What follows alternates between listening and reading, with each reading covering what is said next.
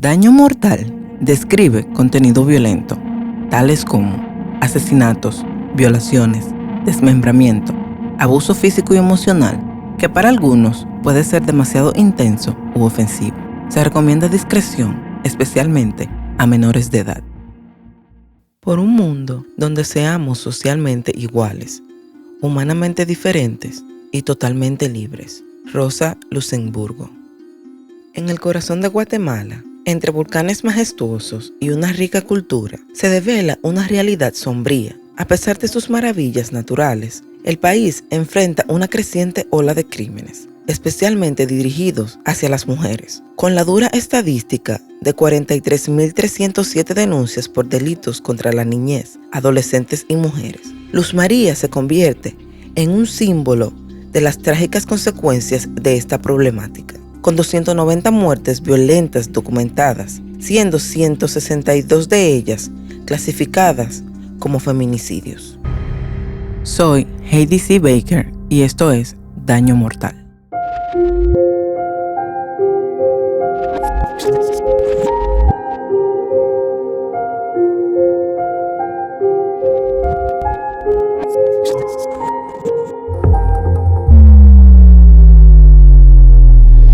En el pequeño pueblo de San Cristóbal Vera, Guatemala, el 17 de mayo de 1995, nació una joven llena de gracia y pasión, Luz María López Morales. Desde niña su corazón latía al ritmo del ballet, sumergiéndose en los movimientos elegantes y majestuosos que la hacían brillar en el escenario. A pesar de su amor por el ballet, al graduarse del bachillerato a los 17 años, Luz María anhelaba nuevos horizontes.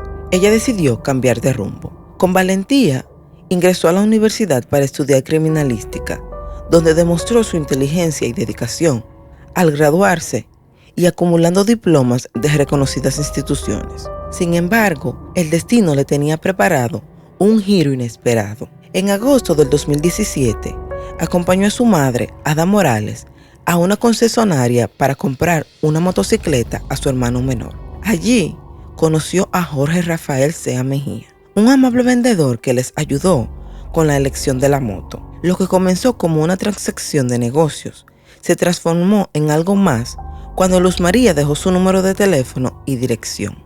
Jorge, con su amabilidad y calidez, inició una conexión especial con Luz María. Lo que comenzó como un mensaje sobre la compra de la motocicleta se convirtió rápidamente en conversaciones personales y llamadas que florecieron en una hermosa historia de amor. En poco tiempo, decidieron dar el paso más grande y se casaron, uniendo sus vidas en un compromiso lleno de promesas y sueños compartidos. Pero en este cuento, la trama de un giro oscuro y un destino violento acechaba a Luz María, transformando su historia de amor en una tragedia que nadie esperaba. En el preámbulo de la boda de Luz María y Jorge, la adversidad amenazó con opacar la celebración. El hotel elegido para el evento canceló abruptamente 2 días antes, sumiendo a la pareja en una urgente búsqueda de un nuevo lugar. Con determinación y estrés, lograron encontrar otro establecimiento dispuesto a acoger su amor. Y así, la boda se llevó a cabo en un escenario diferente, pero igualmente lleno de amor y promesas. En cuanto al misterioso esposo de Luz María, Jorge, su historia se teje en la tela de la adversidad. Nació en 1996. Fue el hijo mayor de una familia humilde. Creció entre las dificultades de la pobreza junto a su hermano Pablo. En un entorno donde el dinero escaseaba, no conocieron lujos ni juguetes costosos. La vida les enseñó a conformarse con lo esencial. Y Jorge, a diferencia de su esposa, él no aspiraba a un futuro mejor. Sin metas claras ni planes, se dejaba llevar por la rutina diaria sin buscar una mejora. Las personas que lo trataron lo describían como un individuo reservado, poco comunicativo y a veces hasta agresivo. Sus emociones parecían escaparse, dificultándole la conexión con los demás. Sin embargo, cuando conoció a Luz María, algo cambió. A pesar de sus dificultades para relacionarse, puso todo de sí para ganarse su amor. La prisa y el empeño lo llevaron a conseguir que Luz María aceptara casarse con él tan solo 6 meses después de iniciar su relación.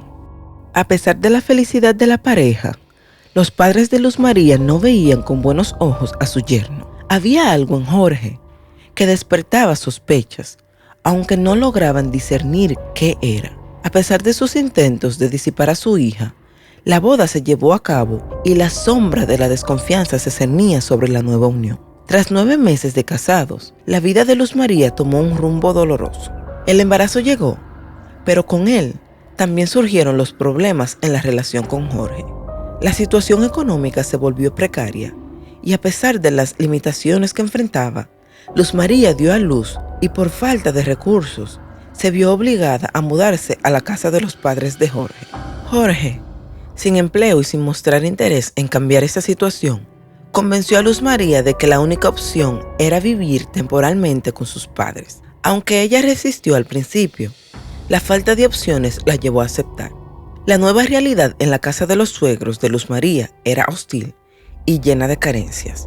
Ada, la madre de Luz María, conocía las dificultades de su hija y la instaba a regresar a su hogar. Sin embargo, Luz María insistía que las cosas mejorarían pronto con su esposo. La visita de la madre de Luz María reveló una situación desgarradora. La joven y su hija sufrían de desnutrición y la escasez de comida era solo el inicio de sus penurias. En la casa de sus suegros, Luz María era constantemente humillada y maltratada por el hermano menor de Jorge. Este chico, molesto por la presencia del bebé y los objetos relacionados al bebé, los arrojaba repetidamente hacia Luz María. En una ocasión incluso, golpeó a la pequeña Alice, que estaba en brazos de su madre. Jorge presenció estos actos, pero no defendió a su esposa e hija, actuando como si fueran extrañas para él. La realidad en la casa de los suegros se volvía cada vez más insostenible para Luz María. Aconsejada por su madre, Luz María tomó a su pequeña hija y regresó a casa. Sin embargo, la persistencia de Jorge la llevó a aceptar volver, bajo la promesa de que él encontraría empleo. Aunque accedió, insistió en que solo regresaría si lograba alquilar un apartamento y vivir separados de los padres de Jorge. Finalmente, con un nuevo hogar, Luz María pudo ejercer su carrera en la fiscalía. Su inteligencia y responsabilidad la llevaron a ascender en su profesión, ganándose el respeto de sus colegas y superiores. La situación financiera mejoró y la pareja incluso pudo permitirse comprar un vehículo. Sin embargo, este logro fue exclusivamente gracias al arduo trabajo de Luz María, quien demostró su dedicación y habilidad en el ámbito laboral. Mientras tanto, Jorge, aún desempleado, decidió usar el vehículo para trabajar como conductor de transporte de pasajeros. A pesar de las oportunidades, prefería depender económicamente de su esposa. Su temperamento explosivo y celos patológicos generaban conflictos constantes. Jorge se mostraba reacio a trabajar a tiempo completo y optaba por pasar su tiempo frente al televisor, gastando el dinero que su esposa ganaba con tanto esfuerzo. La situación se volvía más tensa con el tiempo. Jorge no solo evitaba responsabilidades, sino que también ejercía un control excesivo sobre Luz María. Le prohibía hacer amigos, almorzar con colegas e incluso estar en algún lugar sin él. Revisaba constantemente su teléfono, historial de llamadas y mensajes, provocando escándalos y culpando a Luz María de todos los problemas familiares. La tiranía doméstica y los celos enfermizos de Jorge creaban una atmósfera cada vez más opresiva en el hogar. Durante su tiempo en la casa de sus suegros, Jorge no solo miraba pasivamente mientras su esposa era humillada y maltratada, sino que él mismo contribuía a esa violencia. A veces la golpeaba, tratándola como si fuera de su propiedad, convencido de que ella soportaría cualquier abuso y no se iría a ninguna parte. Los vecinos escuchaban los gritos y observaban los signos de golpizas en el rostro y cuerpo de Luz María, convirtiendo su hogar en un lugar marcado por la violencia. A pesar de los repetidos intentos de Luz María por escapar de esta situación, Jorge la persuadía para que volviera. Con lágrimas y ruegos, él lograba que ella le diera otra oportunidad. Aunque sus padres la aconsejaban a abandonar a este hombre abusivo, Luz María, en un acto de compasión o quizás esperanza, continuaba perdonándolo. En diciembre del 2020, uno de los múltiples intentos de separación de Luz María se volvió más intenso. Después de una pelea en la casa que compartía con Jorge, llegó a la casa de sus padres en busca de ayuda. Desorientada, dejó el vehículo encendido y corrió hacia su madre. Bajó algunos objetos personales y le expresó a su madre que ya no podía soportar más el abuso de Jorge y que no podía seguir viviendo con él. La tristeza y desesperación marcaban un punto crucial en la vida de Luz María. La situación de Luz María se volvía cada vez más desgarradora. A pesar de las heridas que Jorge le infligía, ella encubría los hechos, haciéndolos pasar por accidentes. La confesión de que Jorge le había quebrado la mano durante una pelea a las afueras de su trabajo fue un secreto compartido con su madre en un momento de desesperación.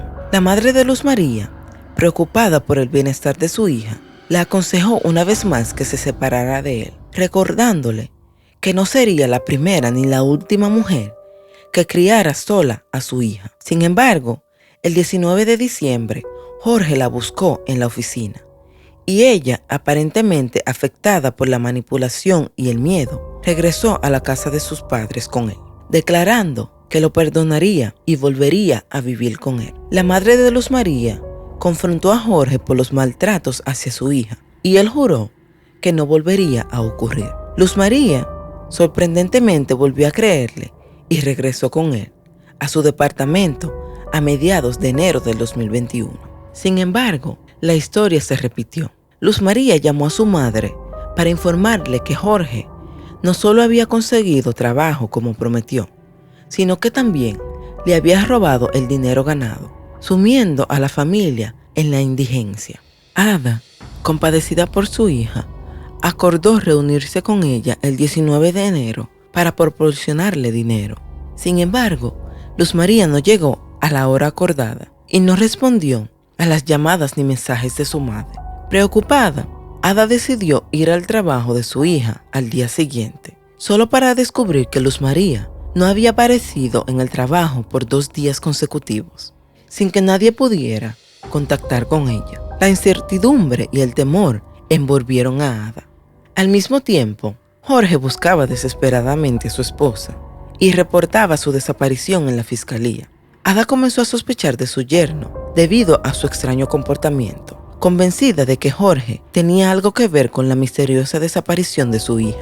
Ada decidió tomar medidas inmediatas y se dirigió directamente a la policía. Su objetivo era iniciar la búsqueda de Luz María lo más pronto posible. Ese mismo día se emitió una alerta Isabel Claudina. Esta alerta, creada como respuesta al fenómeno de mujeres desaparecidas en el país, tenía como propósito proteger la vida, libertad, seguridad, integridad y dignidad de las mujeres desaparecidas. Además, buscaba garantizar su pronta localización y resguardo para prevenir que fueran víctimas de delitos. La alerta Isabel Claudina tomó su nombre de María Isabel Beliz y Claudina Velázquez, 2 mujeres que fueron víctimas de asesinato y violencia sexual en Guatemala.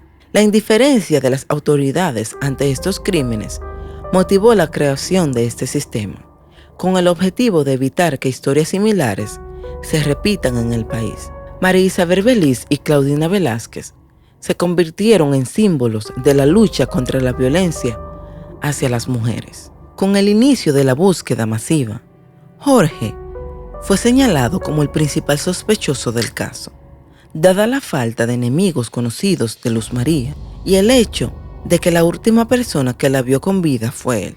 Las miradas se concentraron en Jorge como el único sospechoso. Como era de esperarse, Jorge negó rotundamente su participación en la desaparición, alegando que estaba tan preocupado como cualquiera y que había estado buscando incansablemente a su esposa. Su aparente indignación y molestia aumentaron al darse cuenta de que se había convertido en el principal sospechoso del caso. Sin embargo, sus propias declaraciones eran constantemente confusas y no podía explicar claramente por qué no informó a la policía sobre la desaparición el día que ocurrió. Además, su justificación para no llamar ni visitar a la casa de sus suegros, pensando que Luz María estaría allí, no era convincente. Las contradicciones en su testimonio levantaron más sospechas sobre su posible implicación en la desaparición de su esposa. La tarde del 22 de enero, durante una jornada de limpieza de tragantes, los trabajadores de limpieza de la Municipalidad de Guatemala hicieron un macabro descubrimiento. Mientras realizaban sus labores de limpieza en el sector, localizaron el cuerpo de una persona en posición fetal y envuelto en plástico. Rápidamente los trabajadores alertaron a los bomberos municipales. Los socorristas llegaron al lugar y realizaron una inspección, confirmando la presencia del cuerpo envuelto en plástico. El oficial David Robles, portavoz de los bomberos, informó que hasta ese momento desconocían el sexo de la persona encontrada y estaban a la espera de que el Ministerio Público realizara el levantamiento del cadáver. Para ampliarle la información sobre el hallazgo que ha ocurrido acá en la zona 2, específicamente en la sexta calle final y avenida Simeón Cañas, queremos informarle que en el lugar ya contamos con presencia de la Policía Nacional Civil, que hasta el momento no se ha detectado el sexo de la persona que ha sido localizada en este lugar debido al estado de descomposición del cuerpo. Serán los peritos del Ministerio Público quienes determinen este hallazgo y el sexo de esta persona, la cual ha sido localizada en este punto. En el lugar ya se encuentran elementos de la Policía Nacional Civil quienes están resguardando el área a la espera de personal del Ministerio Público. Momentos después, peritos del Ministerio Público llegaron al lugar para realizar el levantamiento. Tras completar este procedimiento, trasladaron los restos hacia la morgue del Instituto Nacional de Ciencias Forenses, donde se llevó a cabo los análisis necesarios para determinar las causas del fallecimiento y la identificación de la víctima. Después de realizar los exámenes correspondientes y consultar con los familiares, todos los indicios apuntaban a que los restos encontrados pertenecían a Luz María López Morales. Ante esta dolorosa confirmación, el Ministerio Público expresó su luto colocando un listón negro en su perfil de redes sociales. Además, decoraron con cintas amarillas el escritorio que alguna vez fue de Luz María, como un tributo simbólico. En paralelo, el padre de Luz María, Byron López, compartió en su perfil de Facebook la trágica noticia de que habían asesinado a su hija. El dolor y la consternación se extendieron por las redes sociales y la comunidad, marcando un punto devastador en la historia de Luz María López. Tras la realización de la autopsia, el cuerpo de Luz María contó una historia brutal a los investigadores. Los exámenes forenses indicaron que la causa de su muerte fue asfixia por estrangulamiento. Sin embargo, su cuerpo revelaba una violencia extrema. Había sido apuñalada y quemada, con alrededor del 80% de su cuerpo mostrando signos de quemadura. Además, le faltaban 3 uñas y 2 dientes.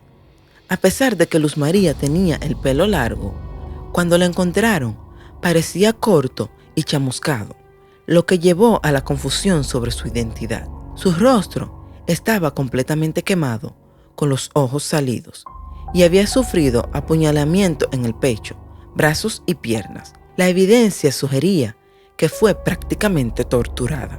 En medio de esta brutalidad, no surgieron nuevos sospechosos en el caso, y los padres de Luz María no tenían ninguna duda de que el yerno era responsable de tan atroz acto. Jorge fue detenido de inmediato, enfrentando un proceso penal por el delito de feminicidio. Se le señaló como el presunto asesino de su esposa y fue enviado a prisión preventiva mientras esperaba su juicio. La muerte de Luz María generó indignación en la sociedad guatemalteca, sumándose a otros actos de violencia dirigidos contra mujeres y niñas en esas semanas. En respuesta, decenas de mujeres se unieron y salieron a las calles del centro histórico para rendir homenaje a la joven y exigir justicia no solo para ella, sino también para otras víctimas de violencia de género. La tragedia de Luz María se convertía en un llamado urgente a abordar la violencia contra las mujeres en Guatemala. A pesar de su detención inmediata, Jorge continuó negando su culpabilidad, alegando que él mismo condujo a su esposa al trabajo esa mañana y ella desapareció después. Las imágenes de las cámaras de vigilancia mostraban el auto de la pareja dirigiéndose al lugar de trabajo de Luz María esa mañana, pero debido a los vidrios tintados, no se pudo determinar claramente cuántas personas estaban en el auto y en ninguna grabación se observaba al vehículo deteniéndose con Luz María saliendo de él. Criminalizado desde el principio. Yo desde un principio di todo para que se dieran las investigaciones correspondientes, mi teléfono, mi carro, el carro, o sea, yo todo lo entregué voluntariamente, incluso el allanamiento a mi casa. Sentía ilógico el hecho de que fueran a ir a buscar a mi casa porque, pues, ¿cómo iba a estar ahí en mi casa? Entonces, para mí era ilógico. Y por eso es que muchos dicen que yo no me involucré en las búsquedas, no me interesaba en buscarla, pero no es eso, sino que simplemente estaban buscando un lugar donde era obvio que yo sabía que no estaba, pues era mi casa, yo sé que ella no estaba conmigo. Entonces, por lo mismo es que yo me abstuve incluso de declarar, porque lo único que hicieron con todas esas cosas que yo hice a voluntad propia fue usarlas en mi contra. Entonces, por lo mismo fue que no involucré ni familiares ni amigos que pudieran hablar de mí, testificar de mí, porque eso sería involucrarlos a ellos, así como es el Ministerio Público, incluso involucrarlos en mi propio caso, ¿verdad? Por lo mismo fue que no lo hice, no declaré, no presenté testigos, para no involucrar a mis amigos, a familiares, y que así como me hicieron a mí, que incluso hasta estoy preso, perdí a mi hija porque yo tenía a mi hija, y ahora a causa de ello mi hija está sufriendo porque está sufriendo. Mi hija no es así, yo la conozco, yo la crié. Sí, o sea, yo tuve todo el tiempo con mi hija desde que ella nació. Yo la enseñé al baño, o sea, yo era el mundo de mi hija. O sea, yo no podría lastimar a mi hija de esa manera, mucho menos a mi esposa, pues. Por lo mismo es de que yo pedí mi libertad y estoy seguro, estoy centrado, estoy tranquilo, incluso mi posición ante todos ha sido a través de mucha tranquilidad, pero ha sido por lo mismo, porque yo estoy consciente de que yo no hice nada. Muchas ideas, no sé, tengo, incluso en su momento presenté evidencias. Lastimosamente mi esposa en su momento me fue infiel. Es algo que yo tampoco quise decir ni quise enfatizar, porque estoy seguro que hasta eso hubieran utilizado en mi contra, el Ministerio Público.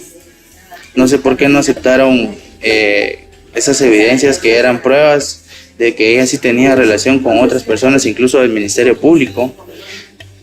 Pero sí, en su momento yo presenté las pruebas de quienes pudieron haber sido. Yo estoy seguro que incluso había otra persona de nombre Jorge Paredes, que era uno de los que también, con los que me engañaba, ¿verdad? Y que incluso vivía ahí cerca. Ahí tengo los correos donde ellos se citaban para quedar, o sea, eso de que ella nunca salía de su oficina, eso de que ella no almorzaba con sus amigos, es totalmente falso. Yo estoy seguro que ella sí lo hacía. Ella me llamaba y me decía, mira, voy a salir a almorzar con mis amigos. Ellos dicen que yo era el que llamaba un montón de veces, cuando ella era el que me llamaba un montón de veces también. Ella era la que me pedía fotos de la nena porque yo la cuidaba, ya. Entonces, todo lo usan de una forma condenatoria, ¿verdad?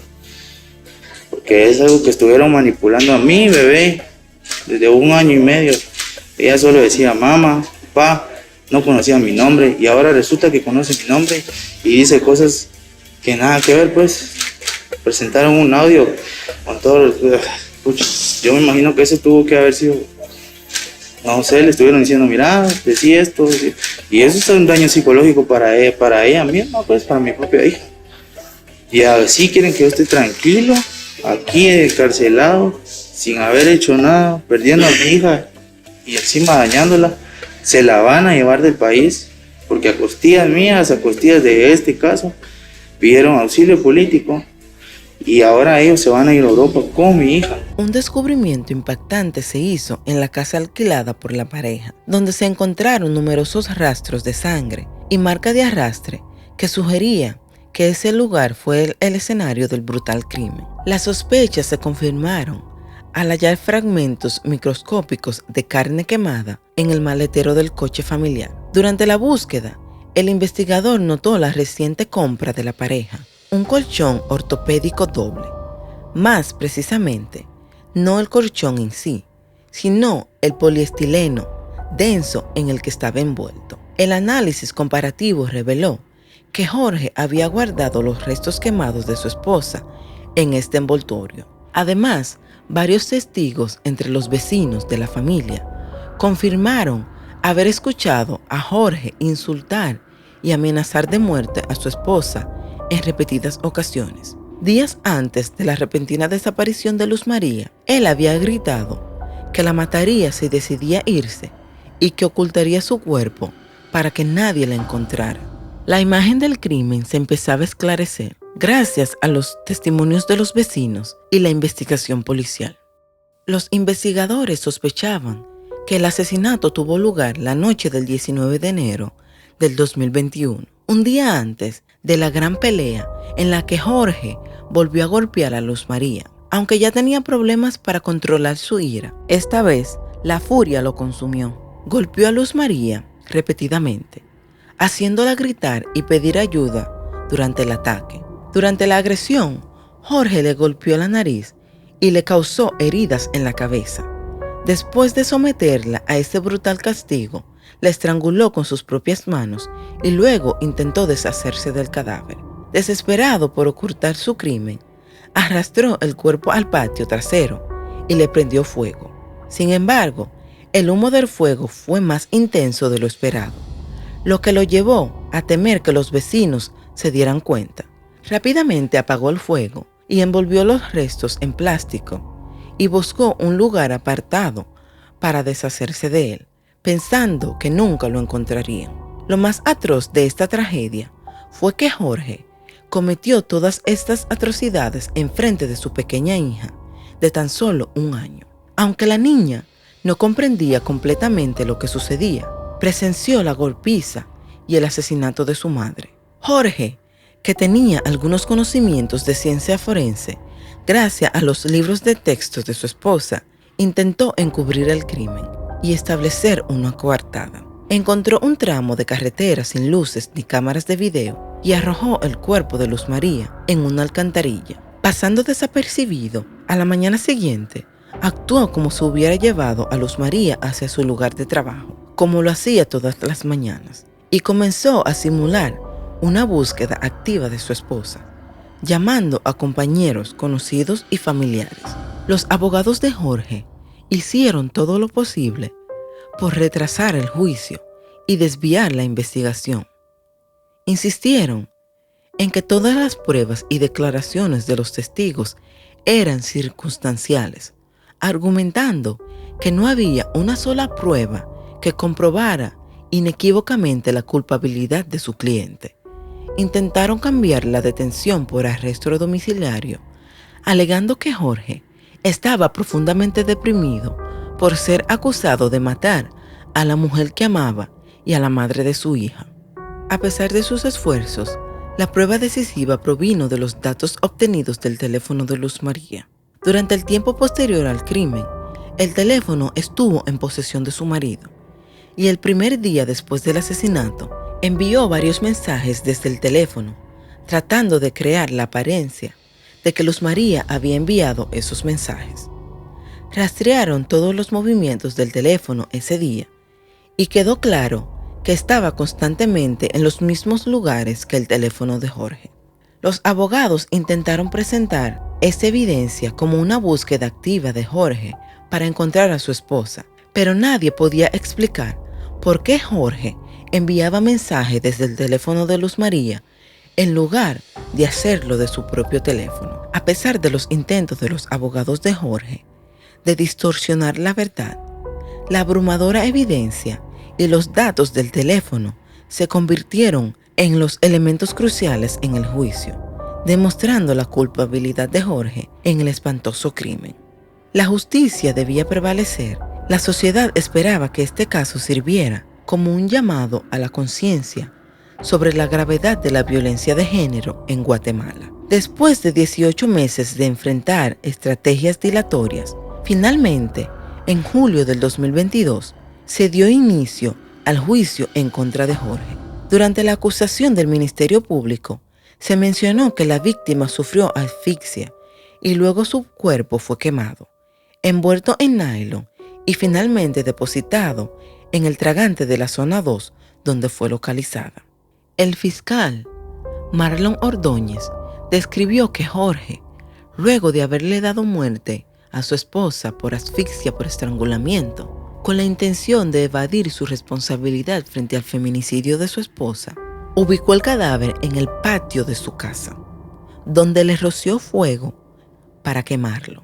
El INASIF encontró signos de humo en los pulmones de la joven, lo que reforzó la tesis de que estaba agonizante cuando su esposo le prendió fuego. En el juicio, el acusado se abstuvo de declarar y su defensa nunca presentó una antetesis que respondiera qué hacía en el lugar donde fue encontrado el cuerpo de su esposa. La evidencia presentada por el Ministerio Público, junto con la falta de explicaciones convincentes por parte de la defensa, dejó claro que Jorge enfrentaba graves cargos por el asesinato brutal de Luz María. Tras un intenso juicio, Jorge Rafael Sea Mejía fue hallado culpable de la muerte de su esposa y fue condenado a 50 años de cárcel.